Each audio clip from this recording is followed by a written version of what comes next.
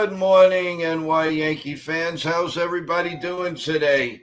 I hope you're having a great Monday. I know Sunday night last night was a downer, but we'll get to that in a few minutes.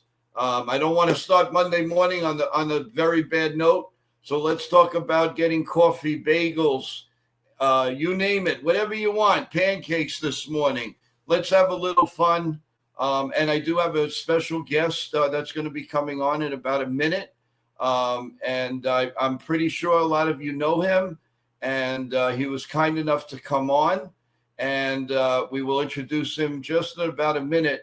Just want to give you a couple of program notes, everyone. Remember the added show at 4 p.m. today, 4 p.m. We're going to be on with Yankee great all-star in the bullpen and a world champion, Jabba Chamberlain, will be here fielding questions. We're going to talk to him about what was it like to be a New York Yankee and a world champion with the New York Yankees back in 2009. So there's a lot to digest. Not too happy about talking about yesterday's game, but look on the bright side, everyone. We're still 4.5 games up in the East, 5 in the loss column. We set the dial to a notch down today. We don't play, and we'll set up against Kansas City tomorrow. So we'll dissect that all. Now, everybody in the chat, I just want to say good morning. Hi, Jonathan, Celia, Everyday Mets. How you doing, man? FG, how are you? Nitin, how you doing? Just to name a few. Also, on the in my email, we've got Jeff. How you doing, Jeff? We have John, we have Paula, we have MJ. How you doing? Hope everybody's having a great day. And if you get a chance, I know you guys are all at work or whatever you're doing, but come to the chat, and we would love to speak with you. Good morning, Felix. All right. Without any further ado, let's bring up our special guest. Good morning, Uncle Tats from Pinstripe Chronicles. Welcome to NY Yankee Mania. Good morning. Happy to be here. Good to finally get face-to-face after a couple of phone calls, some social media interactions. But, it's a rough way to start a Monday, but at least We're all here to help each other cope through it. Especially if you got to see this face. I mean, no, I'm just kidding. Well, first of all, before we get into the Yankees, let's talk a little bit about you and what you do and what you bring to our wonderful community. Take it away. I mean, I don't know what I bring to the community, but no, it's I try to at least bring the humorous side of it, less analytics, more philosophy is how I approach it. But no, we've been around for this October will be 5 years. God bless. We've been working together. Salute. We pretty much break down every game. We dive into it. At the end of every series, we'll do an award segment, which seems to be a big fan favorite since we started it. And it's me, Rob, Donald, Monday through Friday, 10 a.m. All our shows are live, so we get the interactions with everybody. Some of the people in your chat know that, and it's something that we really enjoy doing. What I find interesting with your show, and by the way, I do listen, and I get a lot of content from it. And I love it. Is where you guys are in the universe. What you were explaining to me is fascinating to me. I mean, I know that like myself and Ken, Ken is a little further away from us and all that, but what your thing is, I love it. I mean, explain just a couple of people where they are and where you are, and I think it's fascinating. Yeah, I'm broadcasting from New York. Rob is in Florida, and Donald's all the way in Scotland. Wow. But you would never know that we've been that far away from each other this whole time. Ironically, the only one that I've actually met was Donald when he came to the States. We've gone to a couple of games. But it's such a fun dynamic. We really rely on each other. We know when one of us is having like an off day. and somebody else will just control the mic. It's like we really have that camaraderie together, and I couldn't imagine doing it with anybody else, really. Now, is your show just to let everybody know? I'm sure a lot of people in the chat know of your show and have listened and watched. Are you on every day, or how does your show? And what about what times every day? Yeah, so we do Monday, Wednesday, Friday, 10 a.m. We usually go for about an hour. And then on Sundays we have a women's only show with Lynn and Sierra, who really have really blended well together. Lynn's one of the originals that we started everything with. Sierra's come on over the last year and a half, and it's really worked out. She's very smart. Sierra knows what she's talking about, and so does Lynn. So it's something I'm proud of, that we have that that female show where they get to pretty much show everybody that the girls know just as much as we do. That's the best thing. That's my argument. We want more. I had a show the other day that I want women umpires. I'm sick of what I'm seeing. I can't stand it. I can't stand it, Uncle Tats. We got to do something about this because the umpires is just driving me crazy. Yeah, the umpires are just atrocious, and they were calling. I mean, he was equally bad for both sides last night, but it's gotten out of control, and they're very short tempered. I think they need to kind of calm down a little bit and realize that they're the ones causing the frustrations with the players and the managers, and then want to throw them out when they get called out on their BS. And that's what it is. It's just BS. They're not there. The fans are not there to see an umpire throw out, let's say, argument's sake, an Aaron Judge. You're not there for that. They're paying hundreds and thousands of dollars. They want to see a game. They don't want to see. I mean, they can do whatever they want. I mean, my God, give me a break. I'm so sick of this. Try something else. The commissioner, what does he do? He stands up. Look, let's have a phantom guy at second base in the 10th inning. What does that do? That really helps doesn't help the Yankees because they can't get a runner home from third base. But that's for another day. Yeah, the ghost runner or the Manfred man, however they want to word it, that was so close to disappearing, and I can't blame the commissioner for it because the players themselves voted it back in. Which a lot of people don't realize that is they were going to get rid of the ghost runner and the players wanted it back. So it sucks for us as fans, but if it's something that the players wanted, then it can't the blame can't fall all on the commissioner for that one. Okay, well, you shed some light on that, and thanks, because I'm fit to be tired with it. I don't think that helps anybody. It does give an advantage to the home team, but seems like the Yankees never take advantage of it. I want to just give a shout out to some people in the chat. Dev Finch, good morning. Merc So Saucy, how are you? Hey, Jason 161 is here. How you doing, big guy? Thanks for stopping in. John the Beagle Dad, how are you? CT Cards, how's everything? Really appreciate you guys all coming on. Well, let's dissect a little bit of yesterday's game. Your impressions on Rondon, and also, do you think that Boone went one or two hitters too much with him? I would have taken him out. I have the feeling, I mean, obviously he didn't really have it, and I had the feeling it was time, but your thoughts? I thought he should have been called. In hindsight, we could always say, yeah, he should have been pulled early. It was just a blip. I think with Rodon, it was just a blip on the radar. He's been phenomenal for us this year. It's always amplified because of who we're playing. You never want to lose the series. Like I said on a comment on social media, I don't care if we're 30 games up. You don't want to lose the series to the Red Sox. Where we take those series very personal, and what I would have liked with yesterday.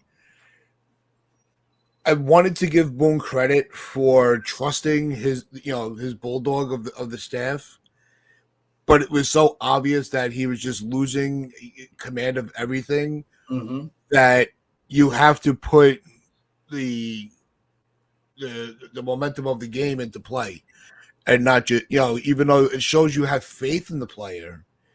If the player's not showing you that the faith that he can get through it, you got to make it's a tough decision.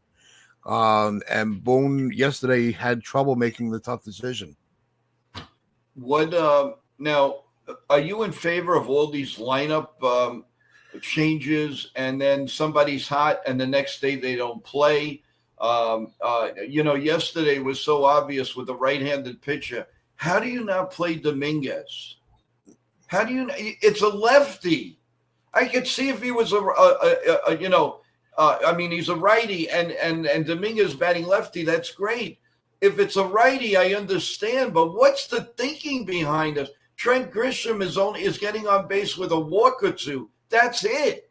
He's as cold as ice. Yeah, What's the thinking?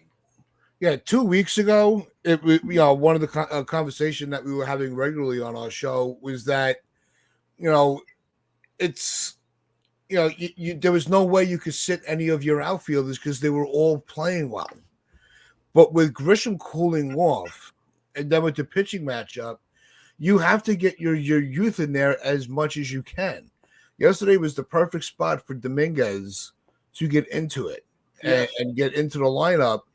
And even in the middle game with putting Reyes in a lineup over Jazz, it's I can't understand his thinking sometimes. It's the logic of the game 2 lineup was completely unacceptable. Without a doubt, I'm sure you agree with me with this Pablo Reyes stuff and all of this. I cringe when I see that bench. When one of our starters go down, we have so much trouble. You mean to tell me a team that has a $300 million payroll can't do a little better than this? And you know what's scary? You know what's really scary in my eyes? AAA, we have nobody to depend on. They're has-beens that are trying to get back into baseball, most of them, except the catcher. I want Rodriguez up here. I've been crying for him. But yet, nothing happens. Yeah, Rodriguez has been on our radar for the last month. He's really showing that he's pretty much just about ready. What made no sense with Reyes in game 2, right, was you had the issue with Volpe being unable to start the game. He was game time decision or day to day. Right.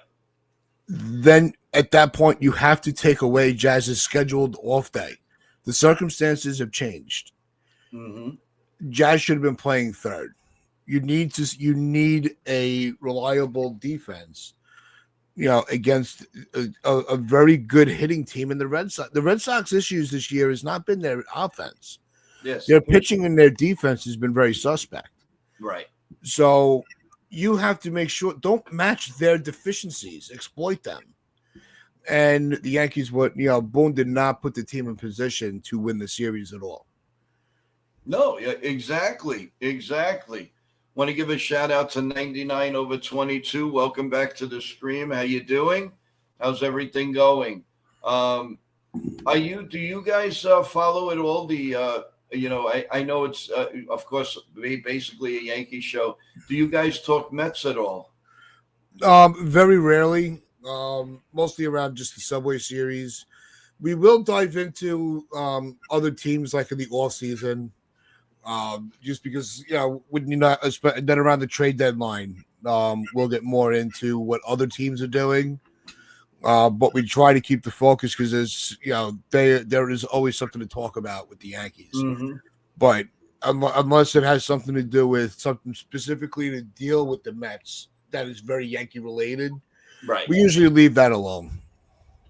99 over 22 says our bullpen is worse than 2022 and 2024. Your reaction to that?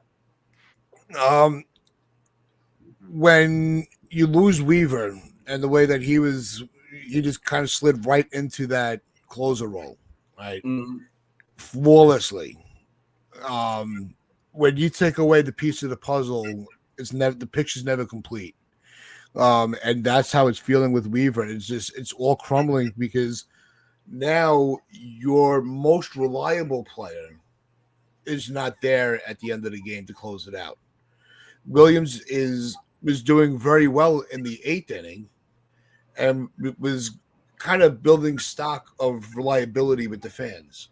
right. You weren't really completely cringing when he would come in. Now that he's back in the closer role, it's like, oh God, please no. You don't want to see that situation because it's not going to be smooth. No, it isn't, and everybody, a lot of Yankee fans are criticizing what they're doing in the bullpen. Hey, we lost Holmes and Tommy Canley. FJ, welcome to the stream. The Yankees' long relief is really suspect. So a lot of people are now concentrating on the bullpen, and rightfully so. I think it's the bullpen and the bench. The bench is important, Tats. I don't understand.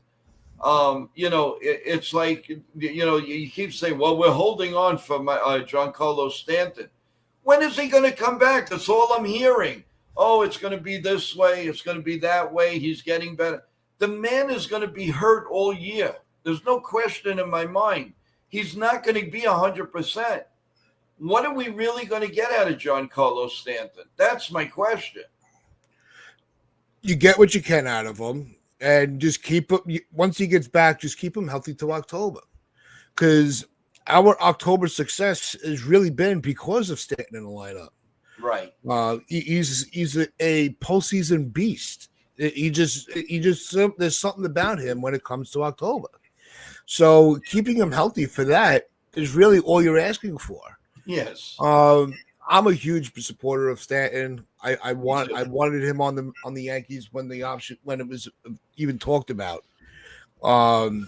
And it's I don't know why, for somebody the injuries, yes, that could always be criticized. But they don't put him in a position to really stay healthy. They push the boundaries with him when they shouldn't. He's just not in this season. Don't have him as an everyday player. Don't worry about the contract he's making, because you look at the money he's making, it's rather minimal compared to a lot of the other sluggers around the league are now making way more than he is. Mm-hmm. So the contract, I think, is a dead argument. I don't think it just holds any weight anymore. But just leave him as the bench player. Use him here and there depending on the pitching matchups, like we talked about with Dominguez. Exactly. No, a strong point. Now, here's something that's a big debate on this show, and I'm really getting, I don't say annoyed, but the understanding of what the Yankees could do at the trade deadline. My point is, we know, a lot of us in the know that Steinbrenner is not going to add to the payroll unless the payroll goes down, and we all know that. So they were all saying, well, why don't we get this guy? And that's all well and good. But how do you do it if you're not going to, if the payroll is going to double because of their $305 million? So how do you do this? And how do you keep the team satisfied?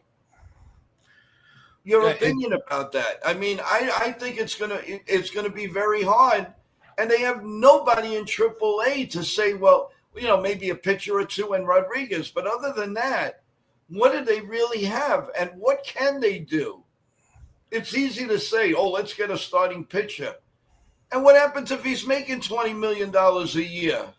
It's not going to happen. Yeah, I think that the issue with the productivity and the contract have to be looked at separately.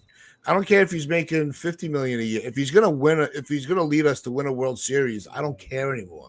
Mm-hmm. You know, I'm tired of not getting to that place as a fan and watching my team win a World Series. It's been too long, especially in the Yankee eyes.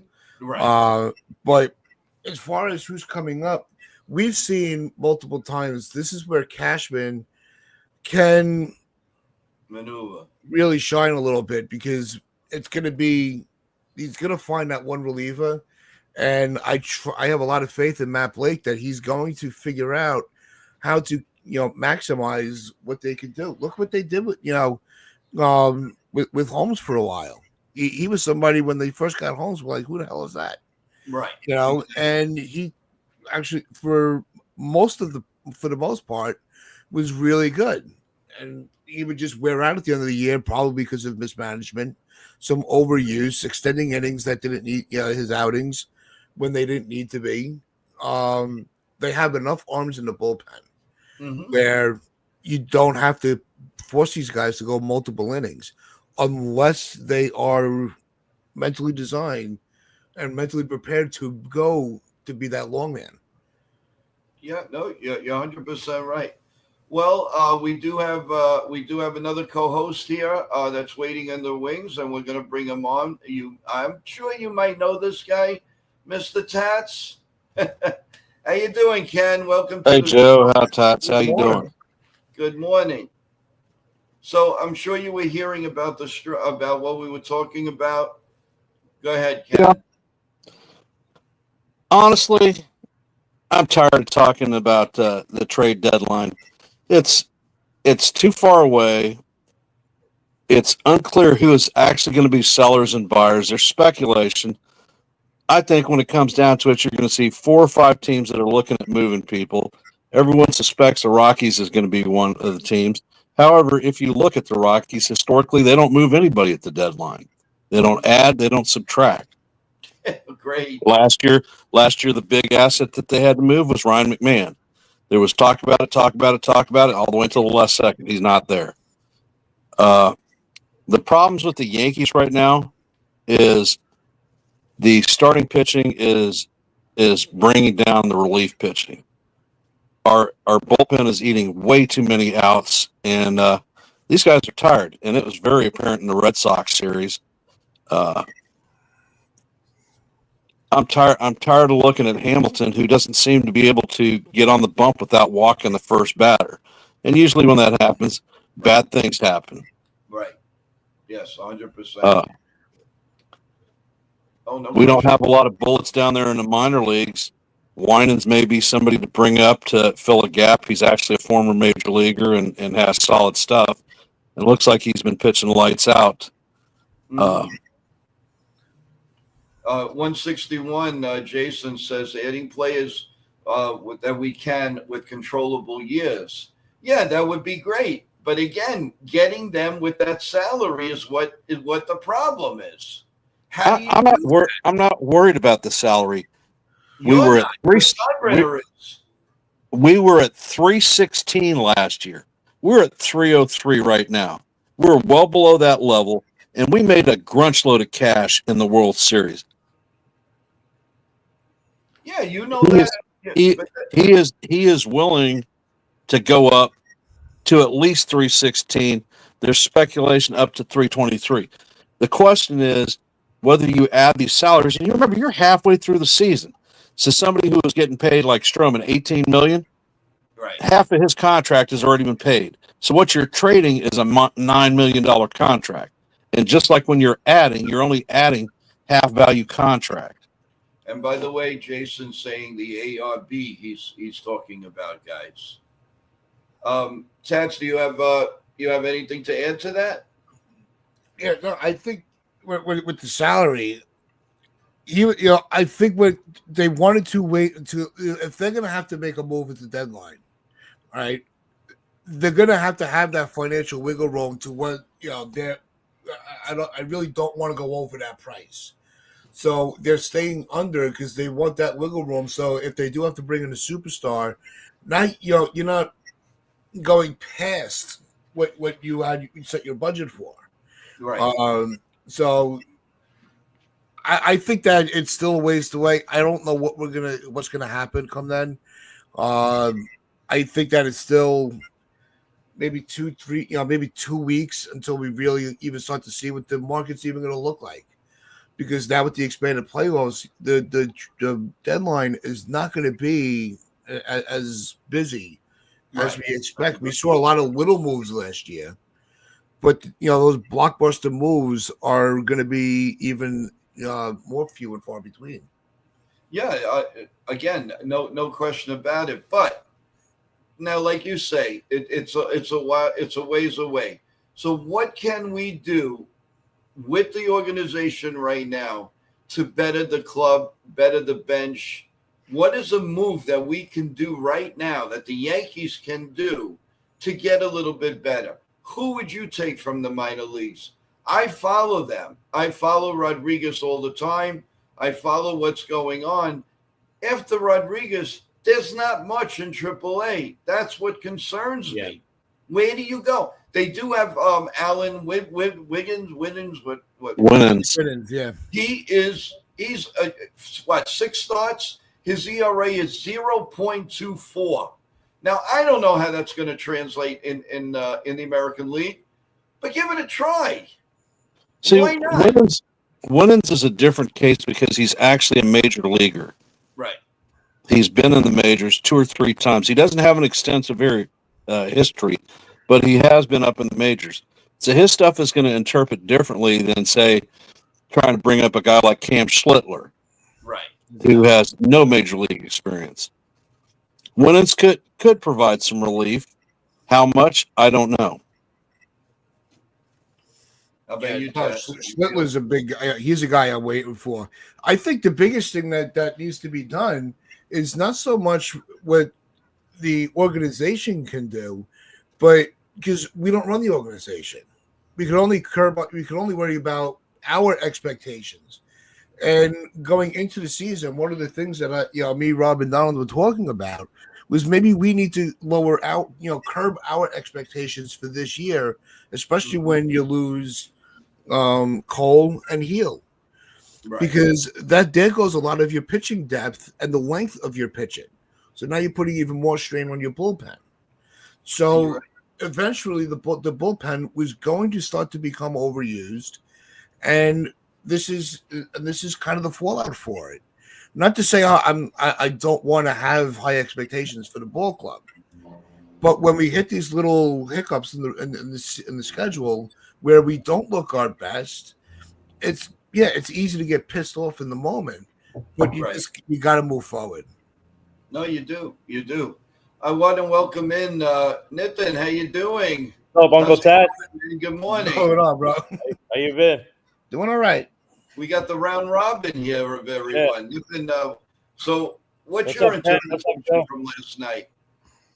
I mean, obviously it was another letdown yesterday against Boston.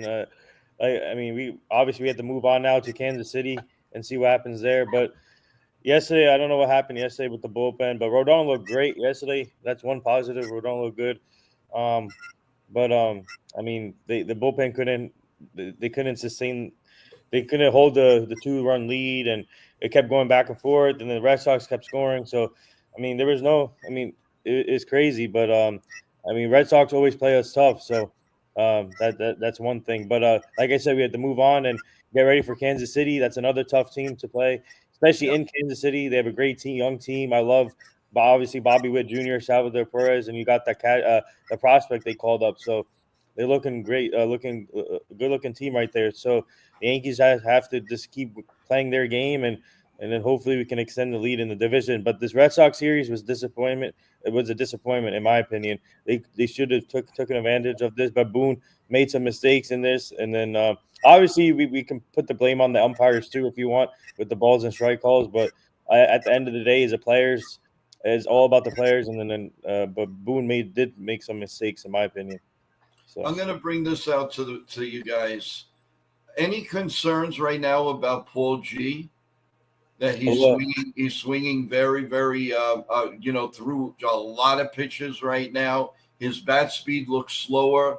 What do you think, guys? Are you concerned about it at all? I know I know Ken's reaction is no. Uncle Tats, what do you feel? You're on mute. His mic is on mute. Let's see. There you go. Oh, Yeah. you're on mute again. Oh. What did you say? I'm sorry. For some Oh, reason, No, yeah, no, sorry about that. no, it's all good. No, I'm not overly concerned about it. I think he's going to be fine. He still has the his youth on his side. Not worrying about it. Okay. Are you impressed with DJ LeMahieu? Yeah, we're getting what we can out of him. I'm not expecting him to come in and win a batting title. I think that DJ is long gone. But I think he's holding his own. I think he has kind of reversed the clock a little bit on his age. He's looking really good, just like like Goldschmidt. It's like they just kind of they're ignoring the rules of the game where you're too old to play. Goldschmidt's been a godsend to this club. And I think that actually has been helping LeMahieu mentally. Saying, okay, just because I'm one of the veterans now, I don't have to play like it. My next question to you guys: extensions. Do you feel it's rightfully so now that you would feel comfortable extending an Anthony Volpe, an Austin Wells, a Dominguez? How do you feel about that? And who do you think right now would take the lead of getting an extension and just forgetting about it and not worrying about it anymore? The only player that I'm dropping an extension offer to is Jazz Chisholm. Mm-hmm. I'm not offering it to Wells. I don't think he's the future catcher, although a lot of the organization seems to be patterning it. The Yankees develop catchers at an incredible rate. There are 7 professional catchers out of our organization within the last year that are populating the major league lineups, including Narvaez, who kicked our butts last night and the night before. We've got young guys like Rodriguez, Flores, and a plethora of. They're hitting, they're throwing, they're catching. Don't think Wells is it. 99 Wouldn't offer him a deal. If you're looking at Volpe, I consider it. I mean, he's got numbers his first 3 years that are similar to Dansby Swanson. There is going to be an upside with him. He's never going to be a Derek Jeter, but he's going to be a productive major leaguer that's there every day. He's going to give you good defense and a little bit of offense. Probably not as much as the Yankees want, but the Yankee fan base also seems to have the sentiment and feeling that we have to have an all-star at every position, and that's just not the fact. Good morning, Rob Saxon. Thanks for joining me. Rob? I agree with you guys 100%. I want to see I don't care. I want to see Rodriguez up here. Let's make a little change. Let's try it. Is there any harm? Are we all agreeing that Ben Rice is not a catcher? Yeah. Do we all agree? I think Ben Rice. I think he's a first baseman / DH. In my opinion, I think you can write off the catcher for him. But I think he's a first baseman / DH now. Tats, how do you feel about that? Yeah, no. Look, Rice has been phenomenal this year, but he is what he's giving us. Like Ethan said, it's first base DH. I don't see him as going. I don't see him going back into even a backup catcher role. He'll be the emergency catcher. He does still do drills as the catcher pregame, so he is at least keeping those skills as sharp as he's able to. Mm-hmm. But I just think he's got to be that a platoon first base DH. I think that's his role with us, and I'm fine with that. Well, I appreciate all your thoughts. I know that you have a show coming up, Uncle Tats. We really appreciate the time, and we will see you at 4:00. I mean, I would love for you to stay, but if you have to leave, totally understand. I appreciate the time and effort that you gave me this morning, and you are welcome here anytime. I appreciate you having me on. Appreciate seeing some new names in the chats. Getting to talk with Ken and Ethan again is always fun to do. Go But Cats. yeah, we'll be on live on the Chronicles at 10 a.m. Yep, So anybody that wants to hear what me, Rob, and Donald have to say about everything and get their opinions on what I'm saying, just head on over. we Cats. definitely will. And we will see you at 4:00, right? Yep. Absolutely. Looking Let's very go. much forward to that. Uncle Tats, He's Yes. got one question. You- Go ahead. you need to bring that monster of yours up on the show so we can get a good look at that dog. Wait, what dog do you have? I have an English Mastiff. Oh wow. Yeah. Oh, nice. Monster. We have a golden doodle. Okay. Yeah. That's a snack. That's not a dog. That's a snack. I got the magic lamp. That's what I have. I have the magic lamp. Tats, I don't know if you know about the lamp, but we'll get into that another day. Oh, That definitely. is the Yeah. You magic gotta to fill me in on the that. screen. It's got. All right, it's got everybody. all You the have a Yankees good day. I'll see everybody at 4:00. All right. You got it. You take care. Thank you so much. All right. Thank you. Have a good day. Well, guys, well, it is true about the lamp. It's waiting for 2025 to be I've got to put that number on there. I'm sick and tired of leaving that empty space on the end. So I want to see something What's up, come Bill? out of it. What was that? No, Bill's in the chat. Hey, Real Bill. Hey, Bill. Real Bill, look who's here. Look, the moment I talk about the lamp, he's radar, this guy. He is total radar. I had no intention about talking about the lamp until Ken talked about the dog. And I said, I have something. I have the lamp. And who shows up? It's amazing. Real Bill, we love you. You know that. It's another Manic Monday. For all of y'all out there, Uncle Tass just left the show. Pinstripe Chronicles has a unique viewpoint. I recommend everybody hopping over there. They are on Monday, Wednesday, and Friday at 10 to 11. It's about an hour stream. They've got Robinho, Uncle Tats, and Donald on their show. So it's basically a 3-person panel. Sometimes they'll invite folks up, but good points most of the part. And they have some unique features like Donald's Awards at the end of each series. They give awards for clutch MVP, all the way down to the quote unquote Aaron Hicks Award for the worst of the worst. Yeah, so said that. Yeah, Yeah. A little bit of fun. Yeah, actually, Ken and Joe, I was actually a guest on that show one time. Okay. Yeah, Pinstripe. Yeah, they're the best. So and then he banned. No, just kidding. Huh? Then he banned. I was actually timed out. I was timed out on that show. Oh, timed out. Yeah, because I was arguing with L.I. Yankee King. Oh. Jacob Petruzzi, welcome to the stream. Good morning. How's everybody doing? Have we had our coffee? Have we had our bagels? Bagels, pancakes. Hey, there's Ken with the coffee. Where's yours there, little man? Where's your coffee? I don't drink coffee. You don't drink coffee. And you should have the chai. And you don't give me the delicacies. Chai tea. Where's my delicacies? I'm still waiting. Eventually, Joe. Eventually, I'll be. You know what? They're waiting for you in the shop window. There for you to get anytime you want. 99/22 says, "I hate Grissom's swing." How do you really feel about it? I'm just kidding. Wait, why do you hate Grissom swing? Like he's. I don't know. Maybe because he swings and misses a lot. I have no idea. No, he has one of the approaches where he's swinging down on the ball to get elevation out of it.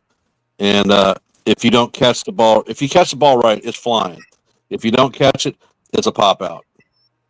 I want to just make a note to everyone, everybody new on the stream, please press the like button, subscribe to NY Yankee Mania. I really appreciate it. And remember, everyone, today at 4 p.m., well, I'm going to let Nippon say this. What are we going to have at 4 o'clock today, Nippon? So today at 4 p.m. Eastern, you guys are going to have my coworker, my guy, Jabba Chamberlain, on the show. World Series champion from the Yankees, relief pitcher. He's going to come on. He's excited for this. He's looking forward to it. So please all you guys put your questions into the chat for later on today at 4. He's going to answer fan questions. So tune into that one. It's going to be great. And I'm glad that my team and I can help out with this. And also later tonight, we have our Job in the Mouth show too. So please tune into that. We got Kevin Mensch coming on the show tonight, 9:45 yes. at a Job on the Mouth. So tune in for there for Job in the Mouth. And yeah, so first he will be here, and then tonight we'll have our own show with Jabba. So tune into that too. I know I should ask this to Jabba. How long has he been doing it? How long has he been on the podcast? So our host Errol Marks, he added him. I think he added him last year. I think it's been a year, and then and then Nick Goody and then he added Nick Goody to it too. So he's part of it too. Awesome. And then awesome. I came in as a PR manager for their show after Super Bowl week. They added me after Super Bowl week when I was in New Orleans. So that's great. That really is. Celia says Volpe is extremely streaky. It's either a hit or a strikeout, in my own opinion. Yes. And the thing is that Volpe is always behind in the count. Before you turn around, it's 0-1, 0-2, 1-2, foul ball, pop up. I mean, he can't work a count. It's incredible. How many times this year have you seen Anthony Volpe on a 3-2 count? Who cares? Probably counting on one hand. Who cares? Doesn't matter. It doesn't matter. He is a clutch magnet no matter where he's hitting in the lineup. Does not matter. He's hitting first. He's hitting seventh. He's hitting 9. The bullet is coming towards him. It doesn't matter. He's got to work the count a little bit, Ken. His strength is not as a hitter. He is a defensive player. You have them. They're in the major leagues. They're all over the place. Not everybody hits 300. We're not talking about he's hitting what? His average is what? 244? Something like that. So he's hitting league average. He's not hitting above average. He's not hitting below average. He's doing what the average player in the league does. Yes, but he's improving. He's improved, but obviously from his first year, he's improved. But I think there's still more in there. I really do. But I think when it's all said and done, you're going to find a player in Volpe that hits 260 on the season, gives you probably about 15 to 20 stolen bases, maybe 10 to 15 to 20 home runs, and that's okay if he's a good defensive glove. Yes. What's he got right now for home runs? I would. Well, what does he have? Like, what does he have? Wait, who are you talking about? Volpe? Volpe, yeah. Let me check right now. Hold on. I mean, we just want to see him do the little things with all that speed. Very, very rarely do we see that speed in motion anymore. Look at Jazz Chisholm. Jazz Chisholm, the most effective weapon is his legs. He has 8 home runs right now. 8 home runs. Okay. Thank you. But again, you're not utilizing the right way. Anthony Volpe could be a really good bunter. He could be strategy first and third. The Yankees don't think that way. Everything is power, power, power. That's what they look for. They never utilize, and this you have to agree with me. They don't utilize the smaller player. I'm not going to disagree. Not going to disagree with you on that one point. I am a baseball guy. I like the hit and run. I like the bunt. I like the steal. That is the Yankees of the 90s, the things that we did then. The game has changed. The next generation is the long ball. I think the roster construction has been built towards the long ball. And it usually, if you live by the long ball, you're going to die by it. And we've done that many times in the postseason. I like seeing people added like Goldschmidt and Bellinger because they're contact bats and they're generally consistent. Some of the younger guys, they're learning the system. They haven't got there yet. Dominguez. I think Dominguez has the potential to be an outstanding baseball player, and he has that great mix of power, speed, and contact. I just cannot stand seeing him hit from the right side because he's so horrible at it. Mm-hmm. No, I agree with you. Nippin, what do you think about it? Do you want to see we're talking about Dominguez now. Do you think that he should give up batting right-handed and just be a left-handed hitter? I mean, he's a better right-handed hitter, right? So, Left-handed hitter. sorry, left-handed hitter, yeah. Yeah, I think if he continues to struggle like this, maybe he should consider only batting left-handed to help his career out. But as of now, maybe he should just keep it. Let's just see what happens. But he's a great player. We covered him at Somerset, obviously.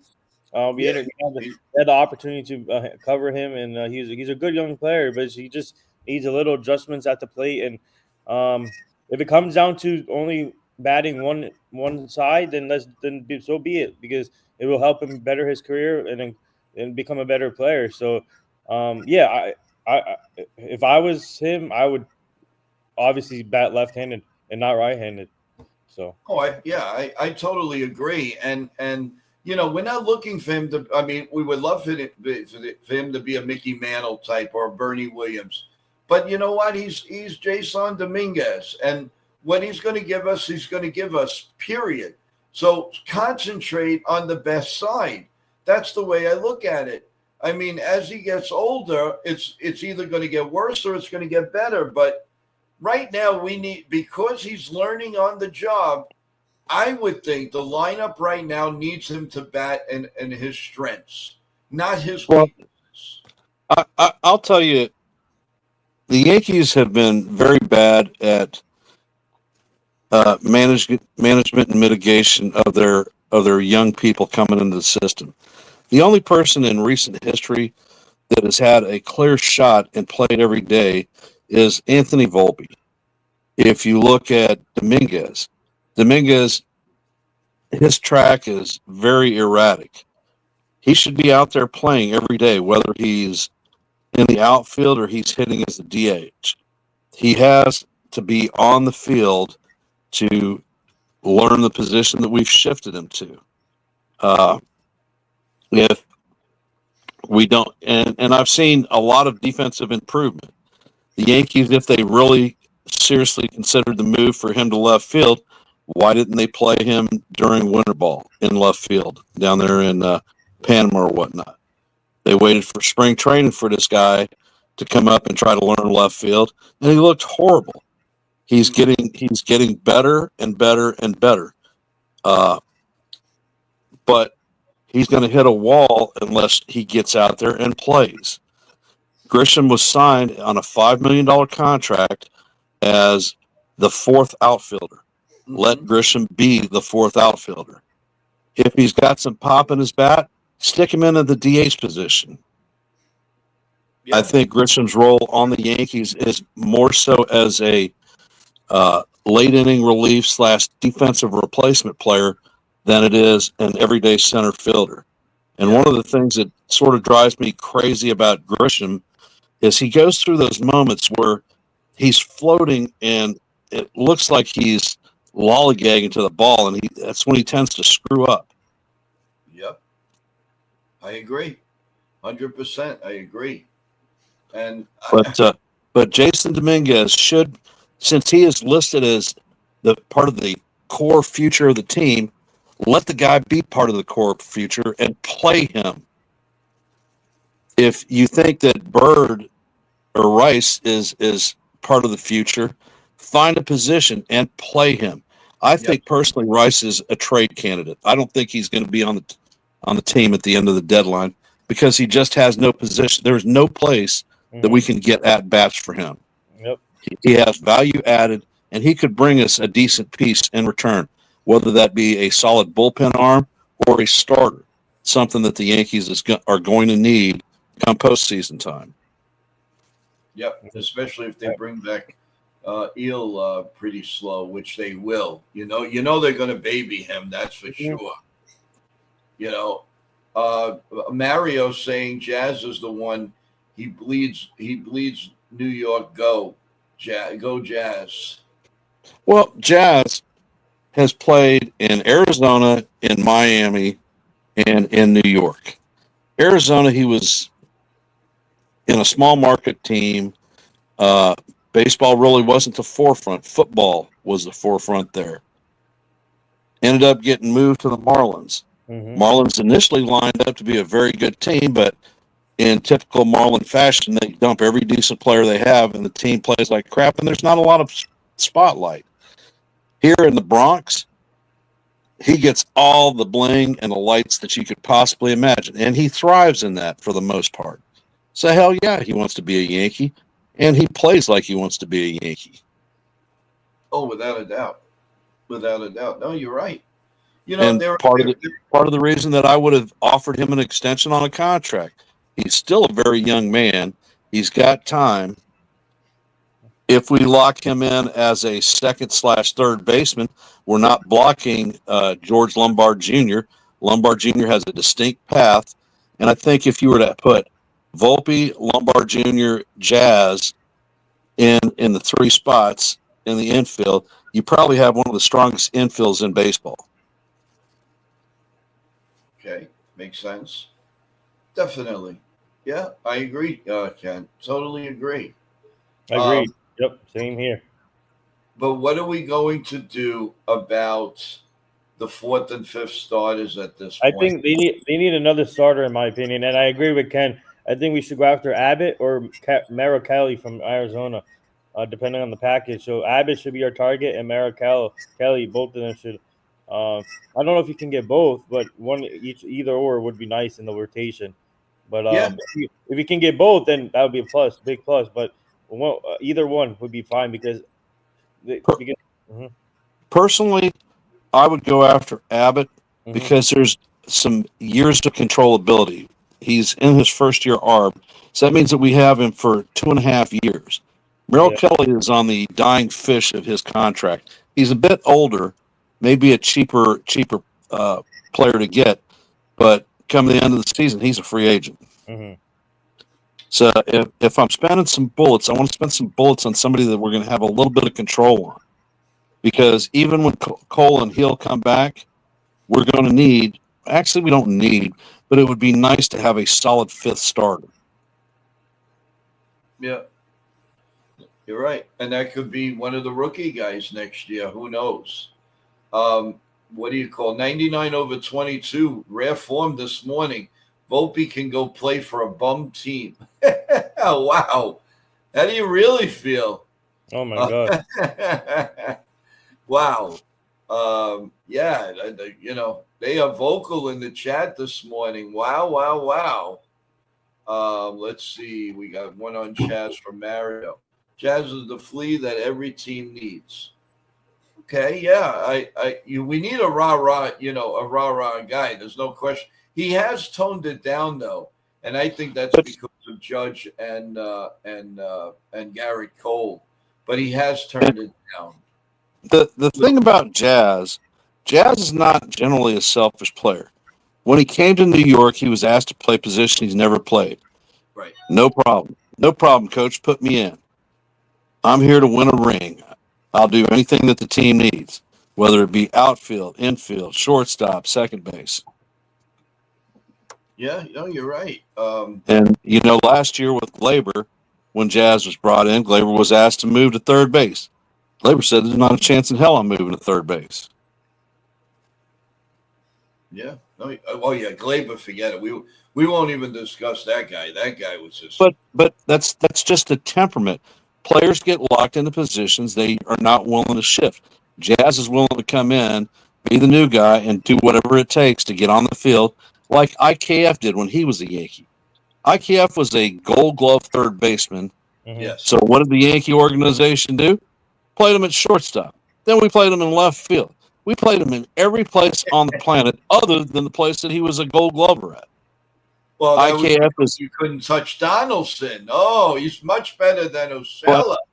IKF is one of the people on the Pittsburgh Pirates that I think is going to come available at the trade deadline. Oh, yes, definitely. I would have absolutely no compunction about bringing IKF here to be a regular third baseman, second baseman, because he's capable of both positions, or bringing him off the bench, because I think one of the critical things that we need to do for the Yankees is get a better bench, because our bench is pitiful. Yep, agree. Without a doubt. But And is IKF going to cost us the farm? It certainly is not. no. But he embraced New York. He likes New York. I think he was a spark plug in some of those Subway Series games. He stole home.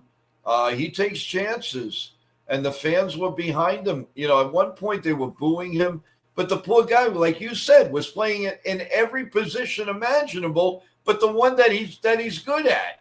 Mm-hmm. So, and then they started to realize, hey, we got a really good player here. I would love to get him back. I would absolutely love that.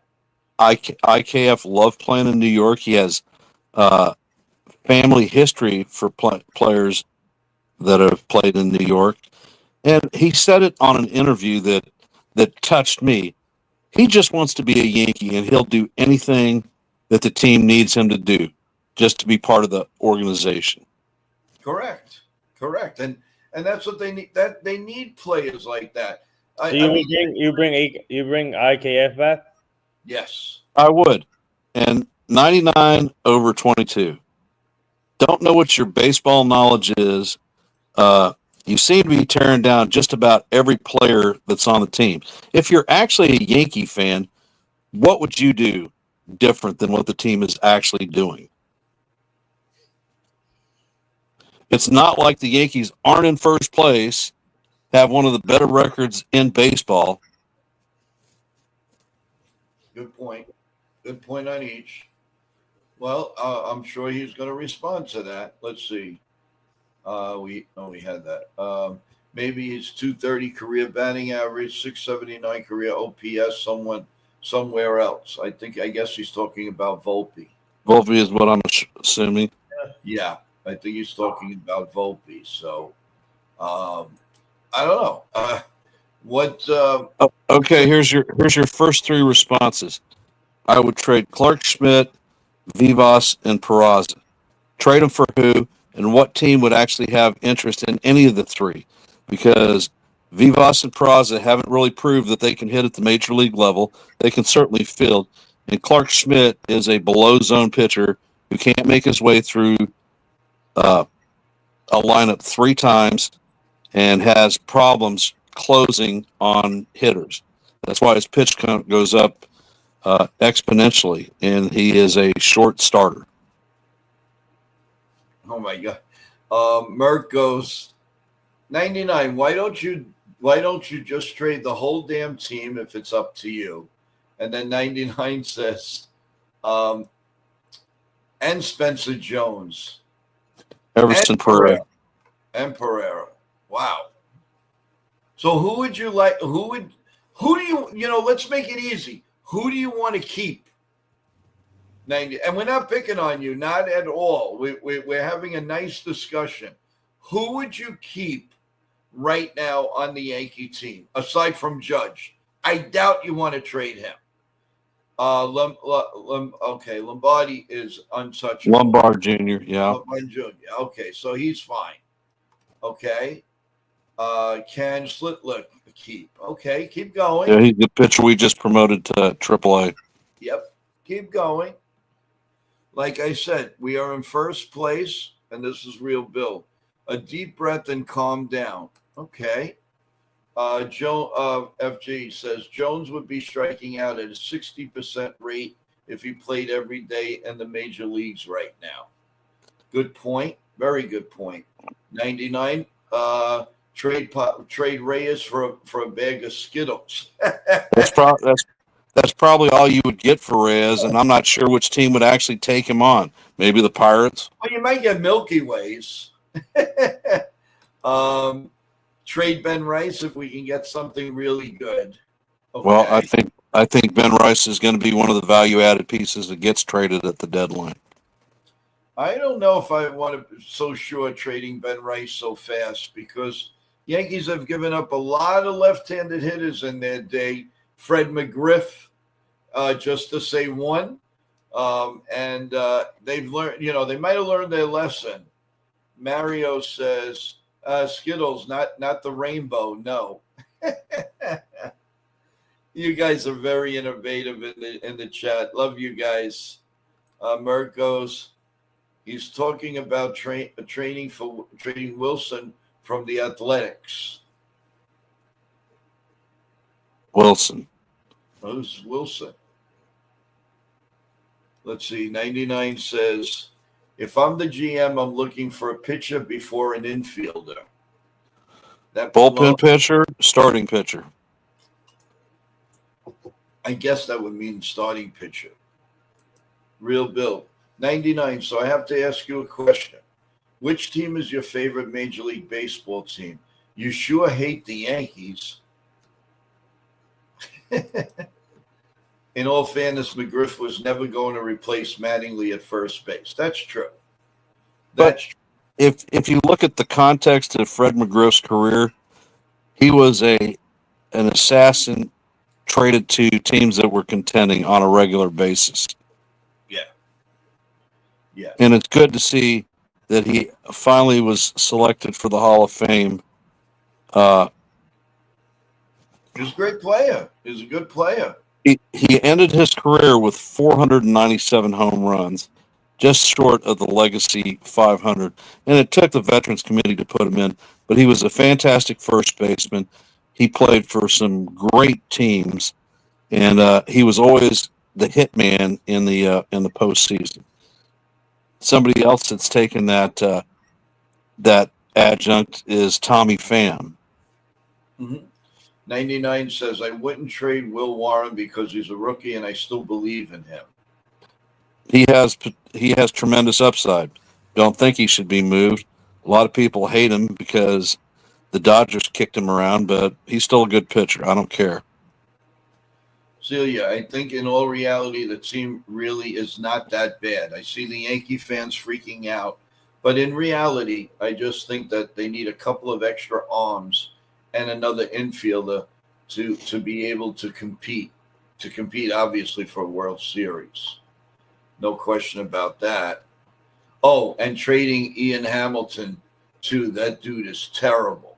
Oh, man, I thought I was bad. 99 is harsh. He's really good. Well, you have every right to. With Ian Hamilton, he really has not pitched well all year. All year.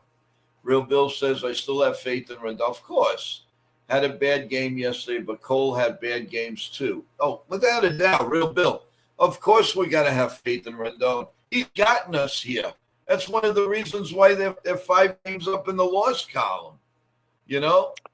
Long and short, Rodon's performance this year is what we expected when we signed him 3 years ago. He's pitching to his potential. Rendon throws meatballs for fastballs. Do you agree with that? No, I don't. What Rodon came to the Yankees as a 2-pitch pitcher. His secondary pitches over the last 2 years that he's developed is what is making him the pitcher that he is now. Sometimes he loses the bubble like last night when he was getting up there in pitch count. All of a sudden, all his pitches were up, and that's when they started hitting him hard. But generally, he hasn't thrown the fastball up.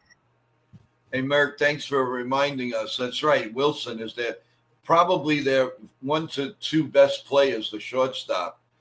He's excellent, 100%. I'd love to have him, but they would take a boatload of people to get him out of the A's team. Stephen B., good morning. He says we need at least 2 relievers, a starter, 2 second basemen. Wells should have started. Let's see. Wells should have started. Wells over JC in Rodon's start. And when we hit batting well night before, when we hit well the night before.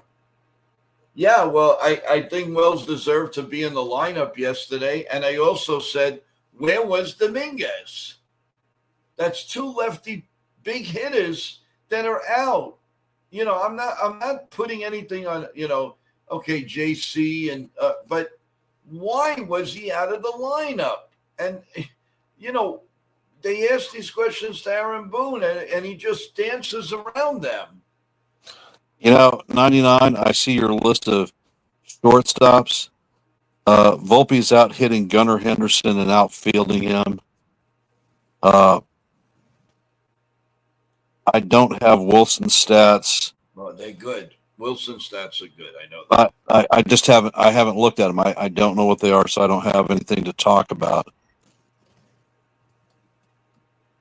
Well, Jackson Holiday, he is having actually Volpe's out hitting him too. And I haven't tracked Bichette this season because we haven't really played him.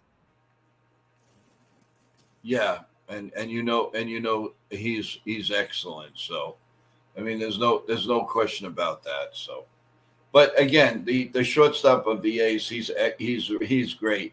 I remember seeing at 35 at least 30 RBIs. He was batting around the 300 area. Hold on a sec.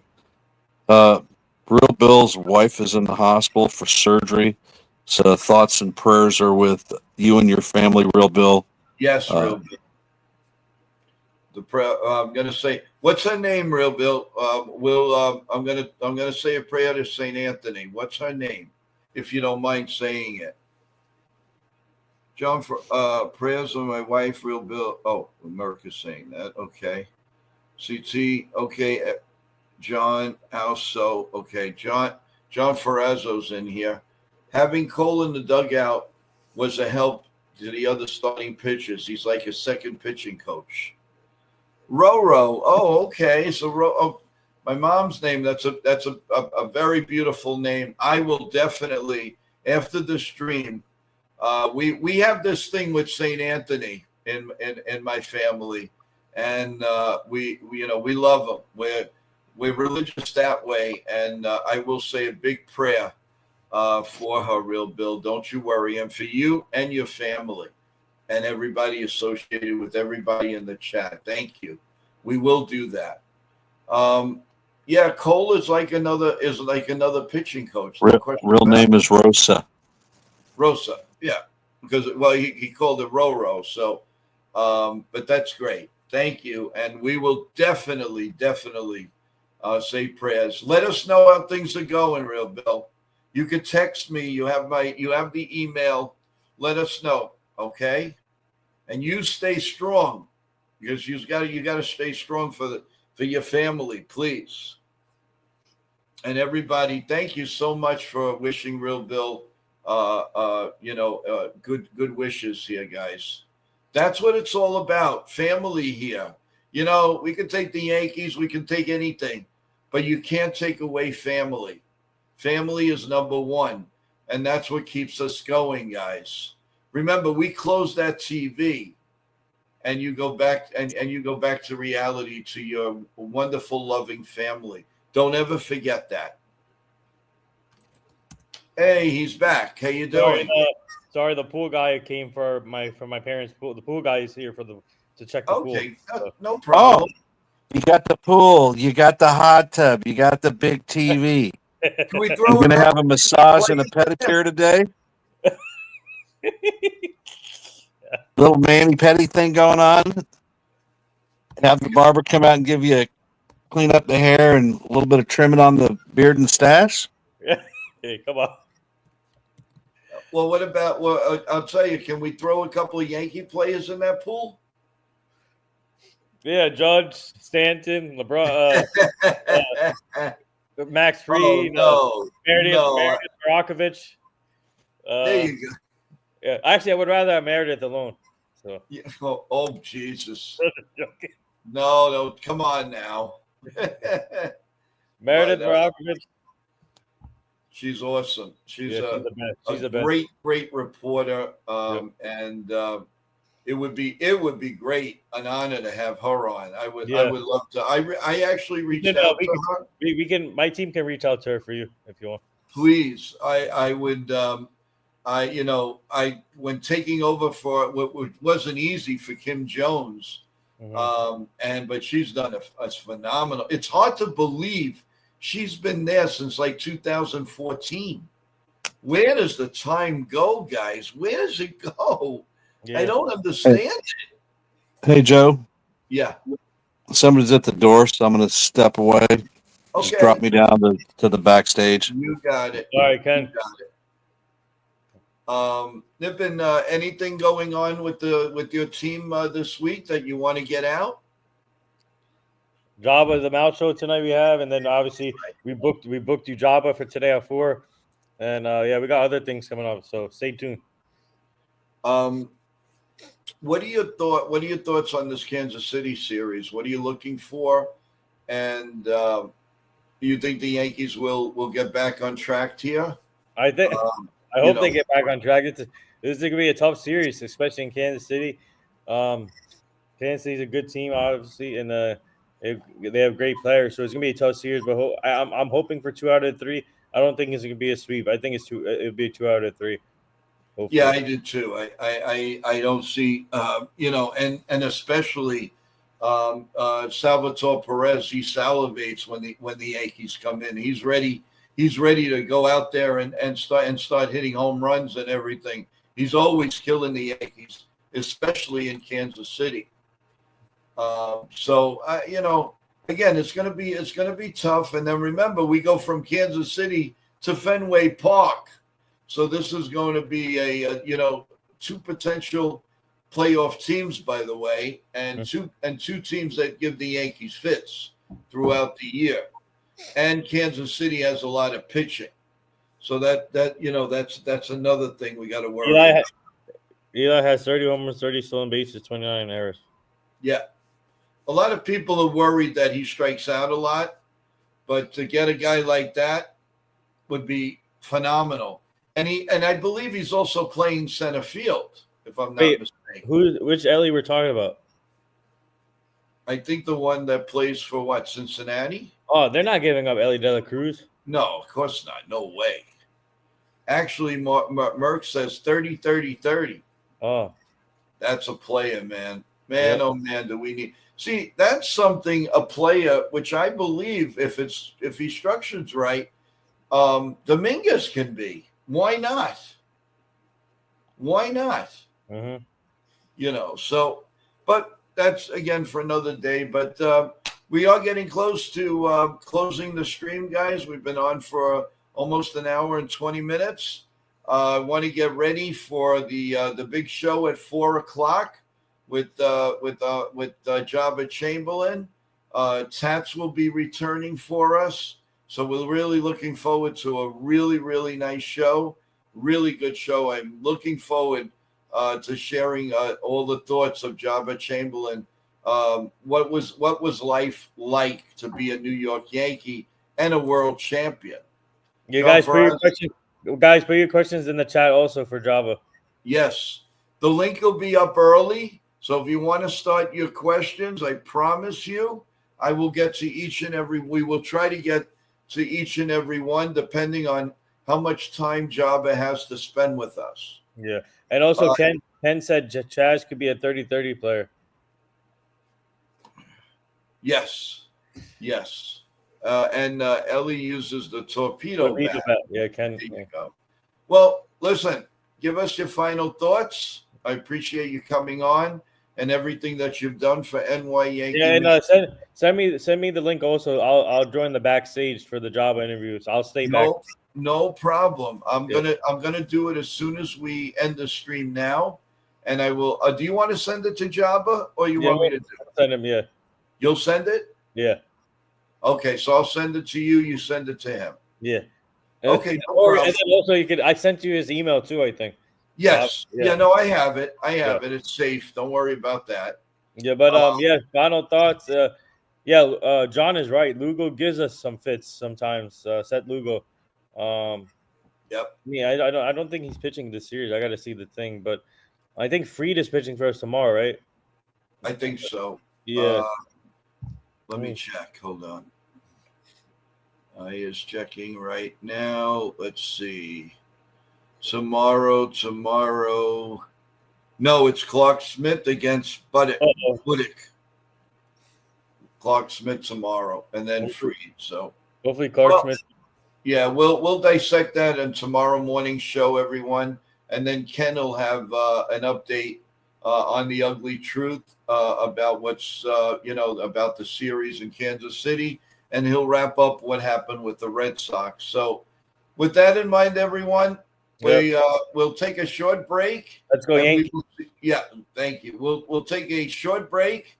We will come back at 4 p.m. and have your questions for former world champion Jabba Chamberlain. Kudos to Nippon. Thank you so much. We are really looking forward to it. So, as I always say in the chat, God bless all of you, all the creators, your families. God bless Real Bill's wife. Mm-hmm. Everything's going to be fine, I promise you. And God bless America. Let's go Yankees. Let's go Jabba. And let's have a big show at 4 o'clock, everyone. Press the like button. Subscribe. That's the most important. It's for free. Really like the show. By all means, we will give you more and more as the days and weeks go on. Last thought before we end it? Go ahead. Bill said, finish getting that Manny pen. The what? Look at what. Oh, okay. Got it, baby. All right. Well, anyway, take care, everyone. We will see you at 4 p.m. Don't forget, 4 p.m. with Jabba Chamberlain. Have a good day, everyone. Happy Monday. Take care.